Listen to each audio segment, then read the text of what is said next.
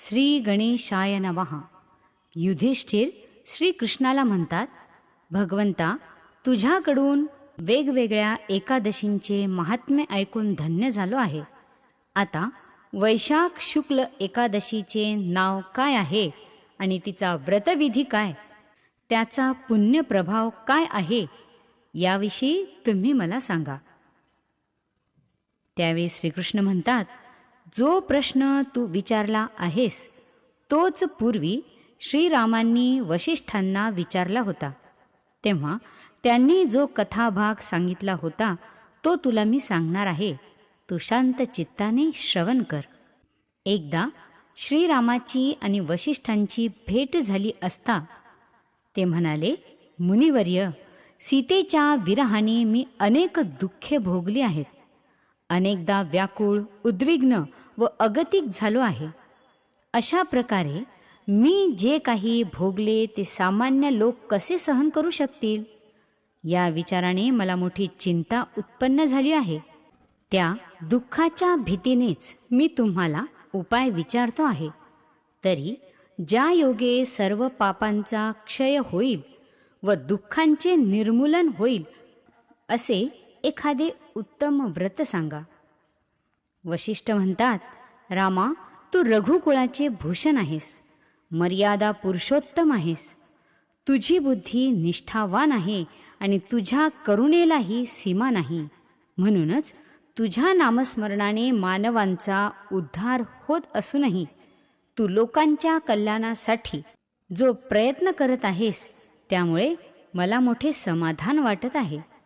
तुझा सद्भाव लक्षात घेऊन मी तुला सर्वांना पावन करणारे उत्तम व्रत सांगतो. वैशाख शुक्ल एकादशी मोहिनी या नावाने प्रसिद्ध आहे. आता या एकादशीला मोहिनी एकादशी का म्हणतात ते पहा.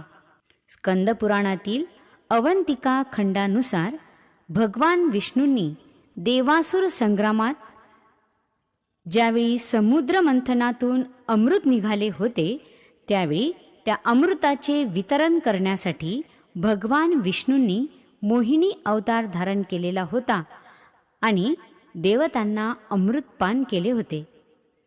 त्या दिवशीपासून या एकादशीला मोहिनी एकादशी असे म्हणतात आणि या दिवशी भगवान विष्णूंच्या मोहिनी स्वरूपाची पूजा अर्चा केली जाते. असे म्हणतात की याच दिवशी देवासुर संग्राम समाप्त सुद्धा झाला होता. या एकादशी व्रताच्या प्रभावाने पापांच्या राशी भस्मसात होतात आणि मनुष्य दुःख मोहरूपी जालातून मुक्त होतो. हे माझे वचन अगदी सत्य आहे, म्हणून तुझ्यासारख्या पुरुषांनी हिचे श्रद्धेने आचरण करावे असे मला वाटते. या एकादशीचा व्रतविधी नेहमीच्याच एकादशीसारखा म्हणजे दशमीला नक्तभोजन, एकादशीला उपोषण, विष्णुपूजन, भजन, कीर्तन, जागरण आणि द्वादशीला पारणी असाच आहे. आता हिची कथा सांगतो.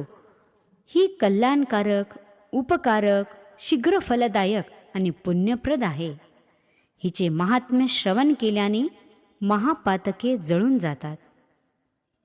सरस्वती नदीच्या तीरावर भद्रावती नावाची एक रम्य आणि विस्तीर्ण नगरी होती. चंद्रवंशात उत्पन्न झालेला द्युतिमान नामक राजा तेथे राज्य करीत होता. तो रणधुरंधर, धैर्यवान आणि न्यायप्रिय होता. त्या नगरात धनपाल नावाचा एक श्रीमंत वैश्य राहत असे. तो शांत, सुस्वभावी, पुण्यवान आणि सद्वर्तनी होता. त्याच्या घरी धनधान्याची विपुलता होती आणि तो स्वतःही धर्मकृत्ये करणारा होता. तो लोकांच्या हितासाठी पानपोया, अन्नसत्रे असे अनेक उपक्रम करायचा आणि देवालये, धर्मशाळा, घाट, सरोवरे यांची निर्मिती करून सुखसोयी उपलब्ध करून द्यायचा. विष्णुभक्ती करणाऱ्या या सद्गृहस्थाला सुमना, द्युतिमान, मेधावी, सुकृती आणि दृष्टबुद्धी असे 5 पुत्र होते. यापैकी पहिले 4 पित्याच्या आज्ञेत राहायचे, पण 5वा मात्र दृष्टबुद्धी मात्र त्यांच्या विरुद्ध वर्तन करायचा. तो महापातकीच होता. तो देव, ब्राह्मण, अतिथी, पितर यांचाही मान ठेवीत नसे. नित्य अन्यायानेच वागत असे. तो पित्याचे द्रव्य उधळणारा आणि कोणालाही न जुमानणारा होता. दृष्टबुद्धीच्या रूपाने धनपालाच्या घरात मोठे संकटच उत्पन्न झाले होते. त्याने सर्व प्रतिष्ठाच घालवून टाकली होती. त्याचा दुर्व्यवहार अगदी असह्य झाला तेव्हा जन्मदात्यांनी त्याचा त्याग केला. भावंडांनी संबंध तोडले आणि आप्तांनीही त्याच्याकडे पाठ फिरविली. आता त्याला घरदाराचा आश्रय राहिला नाही, पण एवढे होऊनही त्याचे डोळे उघडले नाही की आचरणही सुधारले नाही. दुर्व्यसनांची पूर्तता करण्यासाठी त्याने आपले अलंकार विकून टाकले. जेव्हा त्याच्याकडचे द्रव्यही संपले तेव्हा मित्रांनीही त्याच्याकडे पाठ फिरविली. पुढे त्याची इतकी भयंकर दशा झाली की अंगावर वस्त्रही राहिले नाही आणि त्याची अहोरात्र उपासमार होऊ लागली. त्यामुळे अगदी निरुपाय झाला आणि पोट भरण्यासाठी अन्य पर्यायच उरला नाही. तो नगरात चोऱ्या करू लागला. शिपायांनी त्याला अनेकदा पकडले, पण पित्याचे मोठेपण लक्षात घेऊन केवळ समज देऊन सोडून दिले. त्यानेही तो सुधारला नाही. त्याच्या उपद्व्यापांनी लोक हैराण झाले. तेव्हा राजसेवकांनी त्याला चाबकाचे फटके मारून तुरुंगात डांबले. शेवटी राजानेच त्याला राज्यातून हद्दपार केले. त्यामुळे त्याच्या भीतीने तो परत आला नाही. तहान भुकेने व्याकुळ होऊन तो रानोमाळ भटकू लागला. तो चांगल्या कुळात जन्माला आला होता, पण पूर्वजन्मीच्या पापांमुळे दुःखरूपी चिखलात बुडाला होता. त्याला कोणी त्राता उरला नव्हता आणि कोणी सोबतीही नव्हता. एकटेपणामुळे त्याला आपल्या भविष्याची मोठी चिंता वाटायची. त्याचे मन शोकाने, व्यथेने, उद्विग्नतेने नेहमी भरलेले असायचे. पुढे एके दिवशी एक विशेष शुभ घटना घडली. पूर्वजन्मीच्या सुकृताने तो कौंडिन्य ऋषींच्या आश्रमापाशी आला. त्याला त्यांचे दर्शन घेण्याची इच्छा झाली. त्याने आत प्रवेश केला तेव्हा ते वैशाख मासानिमित्त भागीरथीत स्नान करून नुकतेच परतले होते. त्याने पुढे जाऊन त्यांच्या चरणांना वंदन केले तेव्हा त्यांच्या ओल्या वस्त्रातून गंगाजलाचे काही थेंब त्याच्या अंगावर पडले. त्यांच्या स्पर्शाने त्याची सर्व पातके जळून गेली आणि दुर्भाग्यही संपले. दृष्टबुद्धीचे हृदय नम्रतेने भरून गेले होते. चित्त पश्चातापाने उपरती पावले होते. त्याने हात जोडले व कौंडिन्यांना उद्देशून म्हणाला, मुनिवर्य, मी जन्मभर पापकर्मेच करीत आलो आहे. तो पापभार मी सहन करू शकत नाही. तुम्ही माझ्यावर कृपा करा. यातून सुटका होण्याचा काहीतरी उपाय सांगा. सध्या माझ्याकडे द्रव्य नाही, म्हणून द्रव्य खर्च केल्याशिवाय करता येईल असे एखादे प्रायश्चित्त सुचवा. कौंडिन्य म्हणाले, तुझ्या पापांचे क्षालन होण्यासाठी मी एक उत्तम पुण्यव्रत सांगतो. वैशाख शुद्ध एकादशीला मोहिनी असे नाव आहे. तू माझ्या बोलण्यावर विश्वास ठेवून हिचे व्रत कर, कारण या एकादशीचे महात्म्य फार थोर आहे.